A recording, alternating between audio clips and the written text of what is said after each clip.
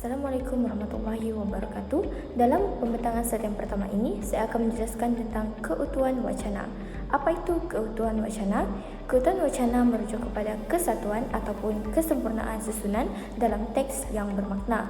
Menurut Asma Aji Omar 1982, keutuhan wacana merujuk kepada unit bahasa yang lebih besar daripada ayat, di mana wacana itu menunjukkan hubungan dan perkembangan fikiran yang berturutan.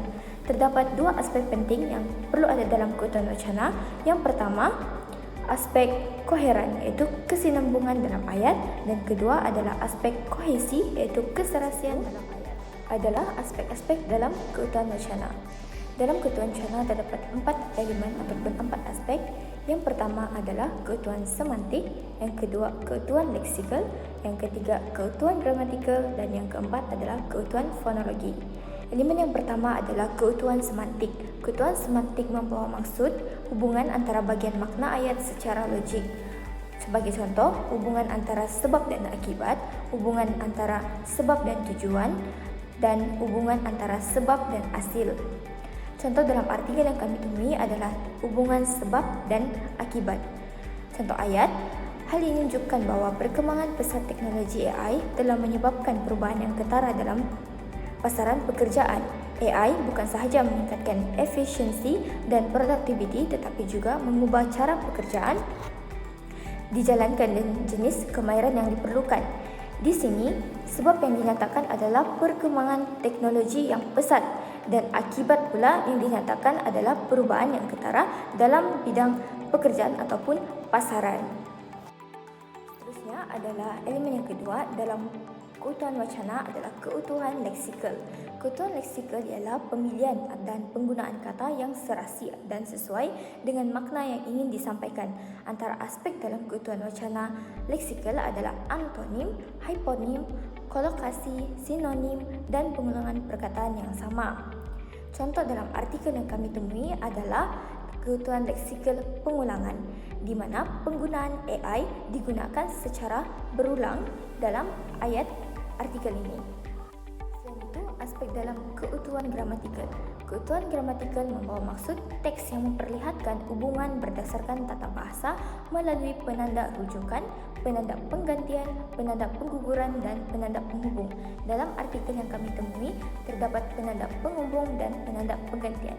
Bagi contoh penanda penghubung adalah oleh yang demikian, namun, kerana, dan bagi penanda penggantian pula adalah AI pengumpulan dan penyimpanan data pribadi yang tidak terjamin boleh menyebabkan pelanggaran privasi, di mana data ini terdedah kepada kebocoran atau penyalahgunaan. Ini membahayakan maklumat sensitif individu termasuk nama, alamat, email, sejarah pembelian, dan rekod kesihatan terdedah. Aspek keutuhan wacana yang terakhir pula adalah keutuhan fonologi. Keutuhan fonologi ialah melibatkan entian suara, nada suara, dan intonasi suara yang berperanan sebagai pemisah struktur ayat, terutamanya dalam teks seperti nokta, koma, dan titik bertinggi. Dalam artikel yang kami temui terdapat koma, nokta, dan juga intonasi. Sebagai contoh, kelebihan utama AI ialah keupayaan menyelaraskan rutin harian melalui pembantu maya seperti Siri, Google Assistant, dan Alexa, yang membantu mengurus jadual, menetapkan peringatan, dan mendapatkan maklumat dengan lebih pantas. Terusnya, tanda koma nokta pula adalah justru AI membolehkan manusia menjadikan kehidupan seharian yang lebih efisien, produktif, dan selesa. Selain itu, contoh bagi nokta juga, secara keseluruhannya manfaat AI adalah dihargai, namun risiko dan cabaran yang berkaitan dengannya tetap wujud. Apabila kita terus menyatakan koma dalam penulisan, secara tidak langsung kita akan memperbetulkan intonasi terhadap pembaca. Nama saya Vianney Evangelis Binti Stanley. Saya akan tentang ketepatan penulisan sumber rujukan. Baiklah, sumber rujukan yang kita gunakan buat masa sekarang ialah dengan menggunakan format APA7, yaitu American Psychological Association APA dalam edisi ke-7. APA7 ini digunakan secara meluas dalam bidang sains sosial pendidikan, psikologi, dan komunikasi. Bagi memastikan penulisan akademik disusun secara teratur, sahih, dan mudah dirujuk oleh pembaca. Baiklah, sekarang kita akan melihat kepada ketepatan penulisan sumber rujukan. Bagi format APA7, nama penulis akan ditulis dengan nama keluarga dahulu, lalu diikuti dengan inisial huruf pertama nama penulis. Akan tetapi, bagi warga negara Malaysia, kita akan menggunakan nama penulis tanpa bintik, dan bagi warga negara luar pula, kita akan menggunakan seperti format AP7, yaitu nama keluarga dahulu, lalu diikuti dengan inisial huruf pertama. Ketepatan penulisan sumber rujukan yang kedua pula ialah penggunaan DOI dalam format URL. Seperti yang kita lihat di dalam slide yang saya letak ini, terdapat beberapa contoh rujukan di dalam artikel yang kami pilih yang menggunakan DOI dalam bentuk URL. Dalam format AP7 yang menggunakan DOI dalam bentuk URL. Jadi, ini adalah salah satu ketepatan penulisan sumber rujukan APA7. Ketepatan penulisan sumber rujukan yang kedua pula ialah penggunaan simbol dan bukan penggunaan perkataan dan kepada dua penulis terakhir. Sebagai contoh yang kita dapat lihat, apabila terdapat dua atau lebih penulis, bagi dua penulis terakhir, di antaranya dia menggunakan simbol dan, manakala tidak menggunakan perkataan dan. Simbol dan yang dimaksudkan ialah perkataan simbol yang menghampiri huruf 8. Namun, artikel yang kami pilih mempunyai beberapa kesalahan.